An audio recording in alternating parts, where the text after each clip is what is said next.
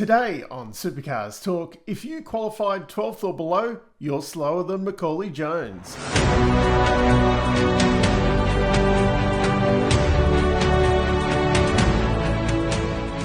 Well, Friday and qualifying has been run and won. That's all anybody cares about today, isn't it? And the more things change, the more they stay the same.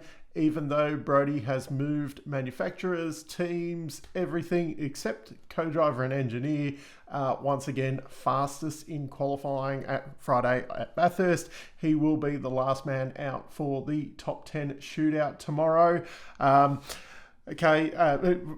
Awesome session, that one. Just, I can't believe how close it was. Macaulay Jones, what was it? 0.273 off the pace, and he is out of the shootout. I think if we went back every year, I mean, you might be the second fastest with that kind of gap in the past. To be only that far off the pace and out of the shootout, very, very surprising. That was also probably the biggest surprise of the session, that Macaulay Jones was 11th fastest. Absolutely outstanding there from the BJR driver, and a long way ahead of all of his teammates.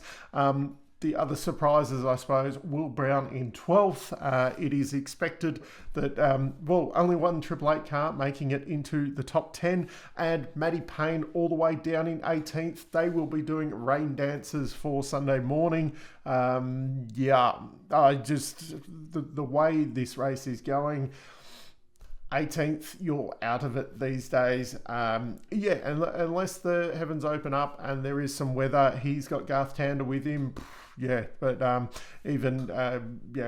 Kai Allen was not in a competitive position either, but fully expected. If you had to predict, I would have definitely put Matt Payne in the top 10. But anyway, the shootout order tomorrow afternoon will be Thomas Randall out first. Nick Percat and Cam Hill, both of the MSR boys, made it into the shootout. Cam Waters, Chaz Mostert, Cooper Murray.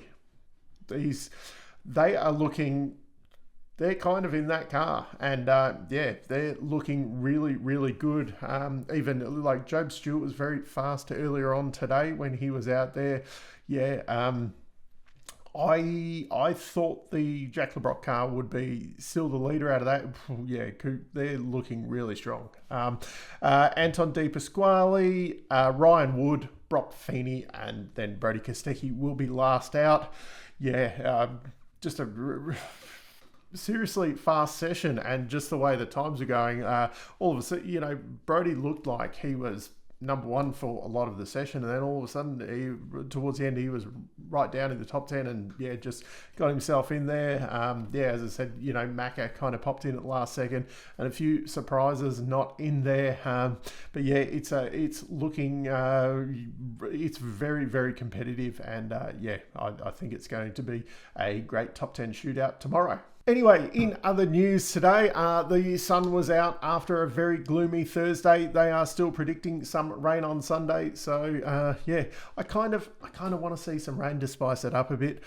Something else I forgot to cover off yesterday, but Brad Vaughan is raffling his helmet for the weekend. I'll try and put a photo up there. It's a really cool I don't know if it's hand painted or airbrushed or whatever, but it's a really cool design. For really special moments over the years at Bathurst. If you get a chance, have a look at it, zoom in. It is really, really cool. Tickets are $15 on his website. I'll put the link down below to his website.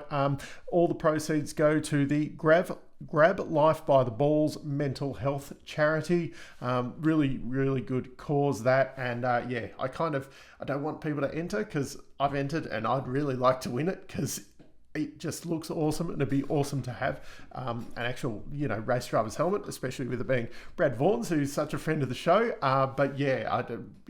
Really good cause. So as many people that can grab tickets will be a bonus. So we did have some other track running today as well. The Super 2 boys were out. It was a Tickford Fest once again, with Cam McLeod winning Super 2.5, fourth overall for the races. Tickford just locked out the podium. Lockie Dalton won the Battle of the Tickfords with Nash Morris the loser, I suppose. He wasn't even in the top 4. He was all the way down in 5th. Rylan was 2nd and Ruben Goodall was 3rd. Then, funnily enough, when they went to qualify the main game car, Lockie Dalton won that again. With them sharing the car, they did split the session in half, with Rylan going out first, Lockie having the second half of the session. And Lockie was the faster of the 2 in the session. Were the conditions a bit better later on? But anyway, he was the fastest, so he won that. But they kind of also lost the war as well, because they were the last qualifier. They were beaten by the Cam Crick, Aaron Seaton wildcard there, which was second last in qualifying. Surprisingly, the Super 2 field, not even a safety car or anyone crashing out of that race. Matt Hillier came closest. He caught the tyres at turn 2, but only just kind of outbraked himself and just got the tyres. He continued on, a little bit of damage. And Bailey Sweeney spun Zach Bates around coming into the chase. Trying to overtake him and not locking up and giving him a little bit of spin. But it was actually a really, really clean race for the Super 2 boys. But yeah, those Tickford cars definitely checked out, and they were a long way up the road from everybody else. In the Supercars practice sessions, there were no big incidents today. I was a little bit surprised. I did think, I had a sneaking suspicion in the qualifying session we would see at least someone make a big mistake and tear a corner out of a car. But no, the only incidents of note today in Practice 3, Macaulay Jones and Anton just gave the wall a little bit of a nudge at turn 2, and Golding did the same thing in Practice 4. But yeah, everyone had really clean sessions. There was one point where Feeney across the top had a little bit of a got over the ribble strip a bit, and looked like he might have been firing it into the other side, but saved it. Just a really clean day from everyone. Does this, will someone tear the car apart tomorrow? Everyone's just getting better and better out there, so less and less incidents. Now, I did say I'd start to make predictions today if the weather was better, and it is. It's really hard to look past, Brodie Kostecki and Todd Hazelwood. They are looking really quick. They seem to have just been running to their plan, and then qualifying comes along and bang, they are the fastest. There is no chink in their armour. If it does rain, you got Todd Hazelwood in the car out there. You got no worries about that. It's then hard to call kind of the next guys. Still a little bit of question mark over Whincup. I think he's got all the demons away from the bend, but I fully thought Payne and Tander were going to be in the battle. They were looking good, but qualifying that far back now, are they going to be able to fight on Sunday? Who knows? Waters and Winterbottom, especially if it's wet, they're going to be in there. Mostert, and Coulthard and Wood and Ojeda. Ryan Wood is looking really good as well. Bit of a, will we, Cam McLeod and Cam Hill doing really, really good job there. Are they a bit of a dark horse? And then, of course, you got Percat with Tim Slade there. They're going to be very closely matched.